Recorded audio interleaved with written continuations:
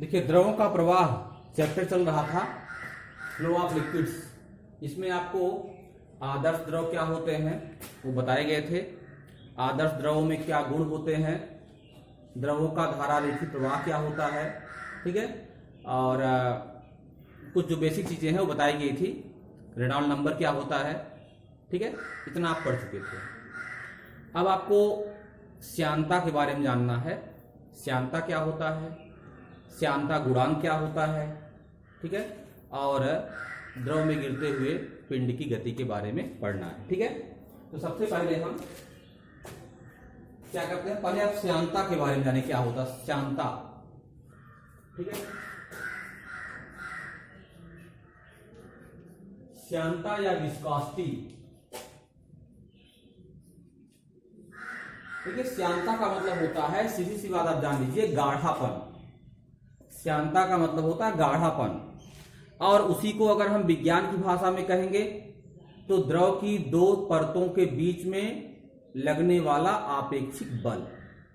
वो गाढ़ापन या द्रव जो है कोई द्रव है हल्का होता है, उसकी डेंसिटी कम होती है, कोई द्रव भारी होता है, उसकी डेंसिटी ज्यादा होती है ना।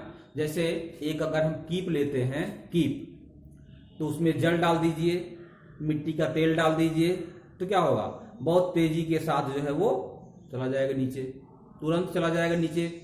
लेकिन उस कीप में अगर हम शहद डालेंगे तो क्या होगा, एक एक बूंद करके आराम आराम से जो है वो शहद अंदर जाएगा। क्यों ऐसा होता है, क्योंकि उस द्रव में श्यानता ज्यादा होती है। उस द्रव में श्यानता ज्यादा होती है, अर्थात उस द्रव की दो परतों के बीच आपेक्षिक बल जो होता है वह अन्य किसी द्रव की अपेक्षा ज्यादा है, ठीक है। तरल पदार्थों में तो वैसे वायु भी है, द्रव भी है, लेकिन वायु की श्यानता जो है वो कम होती है। वायु में आप आसानी से दौड़ लेते हैं, जल में आप दौड़ पाएंगे? आप दौड़ते हुए आएंगे, थोड़ी दूर दौड़ेंगे, फिर क्या हुआ, जो जो आप अंदर जाएंगे आपकी गति धीमी हो जाएगी। क्यों? क्योंकि द्रव की दो परतों के बीच में आपेक्षिक बल लगा रहता है। तो जब आप उसमें प्रवेश करते हैं तो वो आपकी गति को मंद करने का प्रयास करता है और आपकी ऊर्जा को वो समाप्त कर देता है। समझ रहे हैं? तो कहने का मतलब कि द्रव की दो परतों के बीच लगने वाला जो आपेक्षिक बल है उसी को हम कहते हैं, उस बल को तो कहते हैं श्यान बल। और द्रव का यह गुण जो होता है जिसके कारण ऐसा होता है कि उन परतों के बीच में आपेक्षिक बल लगता है और वह आपेक्षिक गतियों का विरोध करता है, उस गुण को हम कहते हैं श्यानता। क्या कहते हैं उसको? श्यानता या विस्कोसिटी कहते हैं। और ऐसे बल को हम क्या कहते हैं? श्यान बल कहते हैं। ऐसे बल का नाम क्या है? श्यान बल है। अब किसी धारा रेखी प्रवाह में, मतलब द्रव जो है वो धारा रेखी प्रवाह में बह रहा है। धारा रेखी प्रवाह तो आपको बताना नहीं है। अब धारा रेखी प्रवाह क्या है? द्रव का वह प्रवाह जिसमें पीछे वाले जो सभी कण होते हैं वो अपने आगे चलने वाले कण के मार्ग का अनुसरण करते हैं। अपने आगे चलने वाले कण के पथ का अनुसरण करते हुए अगर चलते हैं, एक दूसरे को ओवरलैप नहीं करते हैं, तो ऐसा जो प्रवाह होता है वो धारा रेखी प्रवाह कहलाता है। धारा रेखी प्रवाह में वेग प्रवणता क्या है वो आपको जानना है। धारा रेखी प्रवाह में वेग प्रवणता, वेग प्रवणता क्या है ये जानना आपको है। Velocity gradient, velocity gradient, velocity gradient या वेग प्रवणता क्या चीज है? देखिए, जब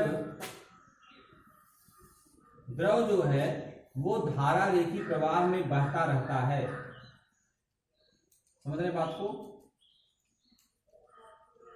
तो द्रव के ऊपर वाली जो परत होती है, ठीक है, वह नीचे वाली परत को, ठीक है, आगे बढ़ाने का प्रयास करती है। लेकिन घर्षण में क्या होता है कि जो नीचे वाली फर्श होती है वो ऊपर किसी वस्तु को चलने से रोकती है, तो ऊपर वाला जो द्रव की सतह है वो नीचे वाले को चलने से, मतलब नीचे वाले को बढ़ाना चाहती है अपने साथ। लेकिन नीचे वाली जो है वह ऊपर वाले की गति को मंद करना चाहती है। ठीक है, इसके बाद जो और नीचे वाली है वो इसकी गति को मंद करना चाहती है और ये ऊपर वाला इसकी गति को बढ़ाने का प्रयास करता है। तो द्रव की प्रत्येक परत जो है अपने ऊपर वाले परत के चलने का विरोध करती है और अपने नीचे वाली परत को ले चलने का प्रयास करती है। ऐसा द्रव में गुण होता है। इसलिए द्रव के सभी परतों का अपना वेग अलग अलग होता है। जैसे द्रव की एक परत नीचे की तरफ है, ठीक है, दूसरी परत ऊपर की तरफ है, तीसरी परत और ऊपर की तरफ है, ये और ऊपर तरफ है। कहने का मतलब कि हर परतों का अपना वेग अलग अलग होता है और द्रव में सबसे ज्यादा वेग जो होता है वह ऊपर वाली सतह का होता है, उससे कम नीचे वाले सतह का होता है, उससे कम और नीचे वाली सतह का होता है और सबसे कम जो है निचली सतह का होता है। तो द्रव में आप जब चलेंगे तो नीचे की सतहों का जो वेग होता है वो सबसे कम होता है और ऊपर द्रव की सतहों का वेग जो है क्रमशः बढ़ता जाता है। समझिए बात को। जैसे द्रव की एक सतह यहां पे है, इसका वेग मान लीजिए v है। क्या वेग है इसका? v।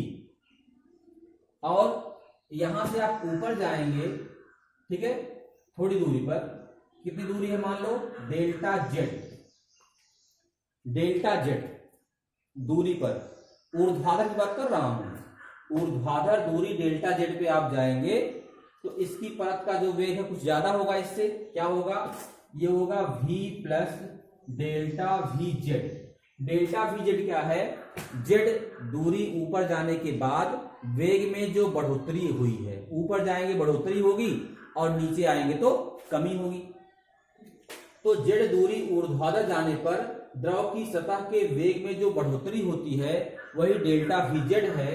तो द्रव की ऊपरी सतह का वेग हो जाएगा v plus delta V Z और द्रव की निचली सतह का वेग हो जाएगा v। तो आपसे पूछा जाए कि वेग में परिवर्तन कितना हुआ, वेग परिवर्तन क्या हो जाएगा? v plus delta V Z, v plus delta V Z minus इसमें से v को हम घटा देंगे तो v से v घटेगा तो आ जाएगा डेल्टा वी जेड। ये तो वेग परिवर्तन हुआ, ये वेग परिवर्तन हो गया। समझ गए बात को? कितनी दूर आप गए? डेल्टा जेड आप कह लीजिए, चाहे डेल्टा एक्स कह लीजिए, ठीक है ना, डेल्टा जेड ही कह लीजिए, डेल्टा एक्स या डेल्टा जेड। सूत्र में आपको डेल्टा जेड मिलेगा, डेल्टा जेड, ठीक है। ये डेल्टा, इसको वी एक्स चाहे मान लीजिए, वी एक्स मिलेगा सूत्र में। सूत्र के साथ चलेंगे तो आपको याद करने में आसानी रहेगी। चलिए डेल्टा वी एक्स, ठीक है। तो डेल्टा वी एक्स जो है यह वेग में परिवर्तन हो गया कितनी दूर जाने के बाद? ऊर्ध्वाधर दूरी डेल्टा जेड जाने के बाद। तो डेल्टा जेड ऊर्ध्वाधर दूरी जाने के बाद अगर वेग में परिवर्तन डेल्टा वी एक्स हुआ है तो एकांक दूरी जाने के बाद, डेल्टा जेड दूरी जाने के बाद, ऊर्ध्वाधर दूरी तय करने के बाद वेग परिवर्तन डेल्टा वी एक्स है तो एकांक दूरी जाने के बाद क्या हो जाएगा? डेल्टा वी एक्स अपान डेल्टा जेड। इसी को हम कहते हैं कि यह वेग प्रवणता है। क्या है ये? वेग प्रवणता। इसका मतलब लंबवत द्रव की दो परतों के बीच, ठीक है ना, द्रव की दो परतों के बीच एकांक लंबवत दूरी, ये लंबवत दूरी है डेल्टा जेड, एकांक लंबवत दूरी के सापेक्ष वेग परिवर्तन की दर, ये वेग परिवर्तन की दर है। ये दूरी के साथ वेग किस तरह से बदल रहा है उसको ये शो कर रहा है ना। अगर डेल्टा वी एक्स पान डेल्टा टी होता तो हम कहते हैं समय परिवर्तन की दर है, समय के साथ वेग में कैसा परिवर्तन हो रहा है। लेकिन यहाँ पर डेल्टा वी एक्स पान डेल्टा जेड है तो दूरी के साथ क्या परिवर्तन हो रहा है वेग में, वो इसको शो कर रहा है। तो कहने का मतलब कि द्रव की दो परतों के बीच लंबवत दूरी, एकांक लंबवत दूरी के सापेक्ष वेग परिवर्तन की दर को वेग प्रवणता कहा जाता है। ठीक है, द्रव की दो परतों के बीच एकांक लंबवत दूरी के सापेक्ष वेग परिवर्तन की दर को क्या कहते हैं? वेग प्रवणता कहते हैं। कितना बात क्लियर हो गई? इसमें कोई दिक्कत नहीं। चलिए अब हम आते हैं श्यान बल पे। आइए जरा, श्यान बल क्या होता है जान लीजिए। श्यान बल हमने आपको बताया था पहले ही कि अगर दो परतें हैं, दोनों परतें एक दूसरे की आपेक्षिक गतियों का विरोध करती हैं, तो दोनों परतों के बीच लगने वाला जो बल होता है उसी का नाम क्या है? श्यान बल है। तो द्रव की दो परतों के बीच लगने वाला जो श्यान बल है F, द्रव की दो परतों के बीच लगने वाला जो श्यान बल है F है, यह F अनुक्रमानुपाती होता है। किसके अनुक्रमानुपाती होता है? F proportional to A। A क्या है? क्षेत्रफल है। जैसे पहले द्रव की सतह ऊपर है तो उतनी ही सतह नीचे भी है, द्रव की परतें तो एक समान है।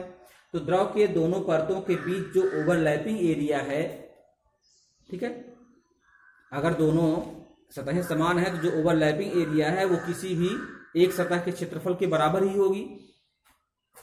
तो F प्रोपोर्शनल टू A, अर्थात द्रव की पृष्ठ का क्षेत्रफल ज्यादा रहेगा तो श्यान बल ज्यादा काम करेगा। अगर पृष्ठ का क्षेत्रफल कम है तो श्यान बल कम कार्य करेगा। समझ गए बात को? यह प्रोपोर्शनल टू A, और यही जो श्यान बल हमारा है ये अनुक्रमानुपाती होता है किसके? वेग प्रवणता के। इसीलिए इसको हमने पहले बताया, क्योंकि श्यान बल आप पढ़ेंगे जब, तो पहले आपको वेग प्रवणता के बारे में जानकारी होनी चाहिए। तो F प्रोपोर्शनल टू क्या हो जाएगा? Delta Vx upon delta Z। तो किन्हीं भी द्रव की दो परतों के बीच लगने वाला जो श्यान बल है वह दो चीजों पर निर्भर करता है। एक तो delta Vx upon delta Z, अर्थात वेग प्रवणता पर निर्भर करता है। वेग प्रवणता क्या है आपको पहले ही बता दिया हमने। और दूसरा जो है ये बल पृष्ठ के क्षेत्रफल के अनुक्रमानुपाती होता है।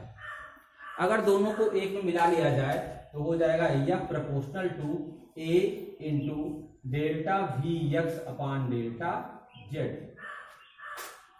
अगर यहां पर हम क्या करें, अनुक्रमानुपात का चिन्ह हटा देते हैं तो आपको कांस्टेंट मिलेगा, है ना। अनुक्रमानुपात चिन्ह हटाएंगे तो F इज इक्वल टू हो जाएगा, यहाँ पे अनुक्रमानुपात चिन्ह हटाने पर जो कांस्टेंट मिलेगा हमको उसका संकेत देखिए ये है, इसे पढ़ते हैं ईटा। क्या पढ़ते हैं? ईटा। F इज इक्वल टू हो जाएगा eta into A into delta Vx upon delta Z। यहां पर सूत्र में आप जब भी लिखेंगे तो यहां पर प्लस माइनस लिखा रहेगा। जब सवाल लगाएंगे आप तो ये प्लस माइनस नहीं लगेगा, लेकिन F is equal two plus minus eta A delta Vx upon delta Z अगर लिखा हुआ है सीधे से तो प्लस माइनस ऐसे लगा रहेगा। इससे ये शो हो जाएगा अपने आप कि श्यान बल जो होता है ना, ये कैसा बल है?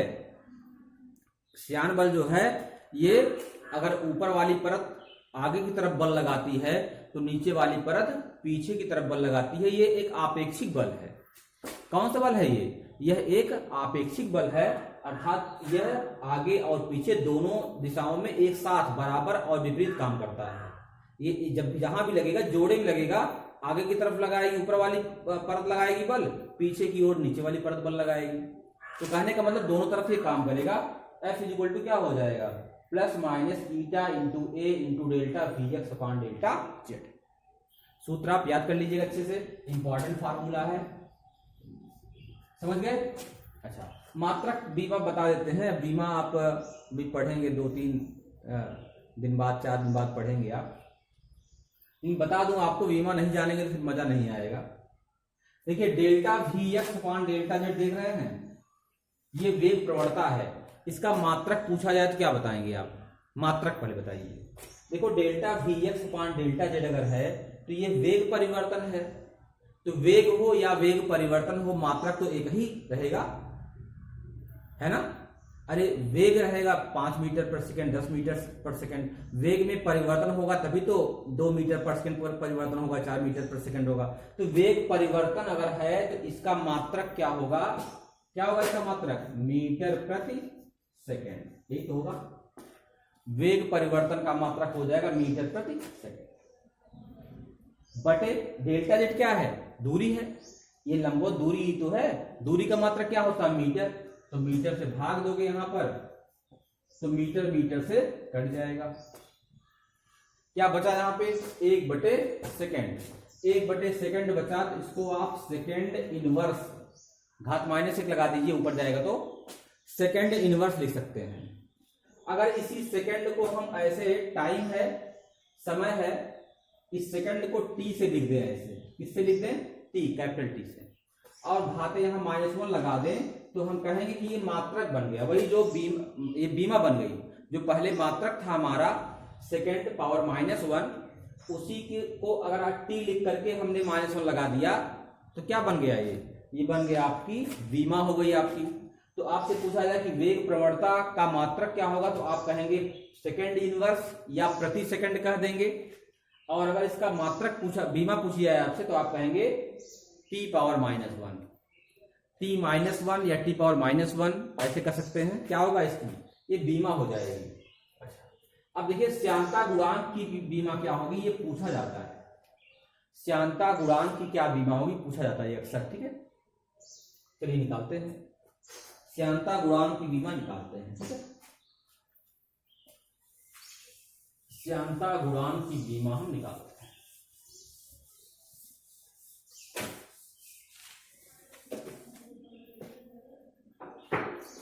देखिए F is equal to eta into A into delta V X upon delta Z. अगर प्लस माइनस को छोड़ देते हैं, अब न्यूमेरिकल लगाएंगे तो प्लस माइनस से कोई मतलब नहीं है। ईटा इज इक्वल टू क्या हो जाएगा, ईटा की वैल्यू निकालेंगे तो हो जाएगा F upon A into delta V X upon delta. Eta is equal to हो जाएगा F upon A into delta V X upon delta Z. F क्या है, बल, बल का मात्रक बताओ, बल का मात्रक होता है किलोग्राम मीटर प्रति सेकंड स्क्वायर, प्रति नीचे कर दे रहे हैं ऐसे, किलोग्राम मीटर प्रति सेकंड स्क्वायर होता है ना। अरे बल F इज इक्वल टू होता है, ऐसा समझो तो जरा, बल F इज इक्वल टू क्या होता है, ma, F is equal to ma Newton का सेकंड लॉ है, न्यूटन का द्वितीय नियम है ना, F is equal to ma। तो द्रव्यमान का मात्रक क्या होता है, किलोग्राम, और त्वरण है ये, इसका मात्रक क्या होता है, मीटर प्रति सेकंड स्क्वायर। तो किलोग्राम मीटर प्रति सेकंड स्क्वायर को ही तो हम बल का मात्रक कहेंगे, बटे क्षेत्रफल है, क्षेत्रफल का मात्रक क्या होगा, मीटर स्क्वायर। आप कहते हैं ना किसी खेत का क्षेत्रफल इतना वर्ग मीटर है, तो वर्ग मीटर इसका मात्रक होता है, तो हो जाएगा वर्ग मीटर गुणे डेल्टा। अच्छा ये क्या है, वेग प्रवणता, वेग प्रवणता का जो मात्रक है वो निकाल चुके हैं पहले से ही हम, सेकंड इनवर्स क्या हो जाएगा, सेकंड इनवर्स, सही ना। चलिए ये हो जाएगा, ईटा का मात्रक निकल रहा है किलोग्राम, ऐसे लिख दीजिए। ठीक है, अब जरा देखिए, ये मीटर स्क्वायर और सेकंड इनवर्स, इसको ऐसे समझो, ये बटे 1 हो जाएगा, ये जब उल्टा होगा इसका गुणा इसके साथ हो जाएगा। ठीक है, मतलब मीटर स्क्वायर नीचे रहेगा, सेकंड इनवर्स नीचे रहेगा, सेकंड स्क्वायर भी नीचे रहेगा, और ये ऊपर तो पहले से ही है। तो मीटर 1 घात में है, मीटर यहाँ पर 2 घात रहेगा, 1 मीटर बचेगा ना, नीचे बचेगा, लेकिन 1 मीटर बचेगा नीचे, तो किलोग्राम प्रति लगा देते हैं, बटे है नीचे है तो प्रति लगा देते हैं, प्रति मीटर, और सेकंड का स्क्वायर है और सेकंड पावर -1 है, तो क्या होगा, सेकंड घाते 2 में से गया, सेकंड घात 1 बचा, मतलब खाली सेकंड बचा, तो मीटर है ही इसके साथ में और सेकंड भी है, तो किलोग्राम मीटर प्रति, माफ कीजिएगा, किलोग्राम प्रति मीटर सेकंड, किलोग्राम प्रति मीटर सेकंड। आपसे मात्रक पूछा जाए, बताइए कि श्यानता गुणांक अर्थात ईटा, श्यानता गुणांक अर्थात ईटा का क्या मात्रक होता है, तो आप बताएंगे किलोग्राम प्रति मीटर सेकंड। अगर इसकी बीमा पूछी जाए आपसे, बीमा, तो क्या होगा, किलोग्राम द्रव्यमान होता है, किलोग्राम को m से दिखाते हैं, किलोग्राम को m से, लंबाई मीटर को l से, समय को t से, तो हो जाएगा ये m। ठीक है, अच्छा अपान में क्या होगा, मीटर सेकंड है तो मीटर को दिखाते हैं l से, लेकिन जब l ऊपर जाएगा ये तो हो जाएगा l पावर -1, और t भी नीचे है, सेकंड भी नीचे है, जब ऊपर जाएगा तो हो जाएगा t पावर -1। यही बीमा हो जाएगी किसकी, श्यानता गुणांक की। ठीक है, ये श्यानता गुणांक की बीमा हो जाएगी, इसको आप अच्छे से याद कर लीजिएगा, क्या होगा ये श्यानता गुणांक की बीमा हो जाएगी, इसको आप याद कर लीजिएगा। ठीक है ना, ये हमेशा आपको याद होना चाहिए। ठीक, देखिए किलोग्राम प्रति मीटर सेकंड ये मात्रक तो होता ही है किसका, श्यानता गुणांक का। एक मात्रक और आपको याद रखिए इसका क्या, प्वाइज। प्वाइज जो है ये एक और मात्रक है। किसका मात्रक है ये, श्यानता गुणांक का मात्रक है, प्वाइज। ठीक है, एक प्वाइज में ध्यान दीजिएगा, एक प्वाइज में कितना किलोग्राम मीटर पर सेकेंड होगा, तो आप जान लीजिए कि एक प्वाइज बराबर 1/10 किलोग्राम प्रति मीटर सेकेंड। ठीक है, एक प्वाइज बराबर 1/10 किलोग्राम मीटर सेकेंड, अर्थात किलोग्राम मीटर। अगर ये पूछा जाए कि 1 किलोग्राम मीटर पर सेकेंड, मीटर सेकेंड में 1 किलोग्राम प्रति मीटर सेकेंड में कितने प्वाइज होते हैं, तो गुणा कर दीजिए तो हो जाएगा 10 प्वाइज। 1 किलोग्राम प्रति मीटर सेकेंड में कितना प्वाइज होंगे, 10 प्वाइज होंगे। और 10 प्वाइज अगर है तो इसको आप क्या डेका प्वाइज भी कर सकते हैं, 1 डेका प्वाइज। 10 प्वाइज का मतलब हुआ इसको आप 10 डेका प्वाइज भी कर सकते हैं। जैसे 10 मीटर है तो उसको आप 1 डेका मीटर भी कर सकते हैं ना, वैसे ये 10 प्वाइज है तो इसको आप 1 डेका प्वाइज भी कर सकते हैं। तो 1 डेका प्वाइज जो होता है वो 1 किलोग्राम प्रति मीटर सेकेंड के इक्वल होता है। ठीक है, या एक प्वाइज में 1/10 किलोग्राम प्रति मीटर सेकेंड होते हैं। आप कैसे भी इसको याद कर सकते हैं। ठीक है, तो आज आपको इतना ही हम बताएंगे, और अब अगला टॉपिक जो है थोड़ा थोड़ा आप पढ़ेंगे तो आपको अच्छे से समझ में भी आएगा, बोध होगा अच्छे से, है ना। स्पीड पकड़ेंगे हम थोड़ा सा, और टाइम भी ध्यान दीजिए, क्योंकि सेकंड पार्ट है, थोड़ा सा आपको समझने में दिक्कत आएगी। तो आपको जितना हम बताएं उतना आप पढ़िए, उतना नोट्स बनाइए, और जो सूत्र आपको मिल जाए उस पर न्यूमेरिकल लगाते रहिए। ठीक है, तो इतना आप काम करते रहिए, बाकी वो जो है पढ़ाना तो मेरा काम है, उसको मैं करूँगा। ठीक है, तो इतना आप नोट्स बना लीजिए, फिर आगे कल मिलते हैं।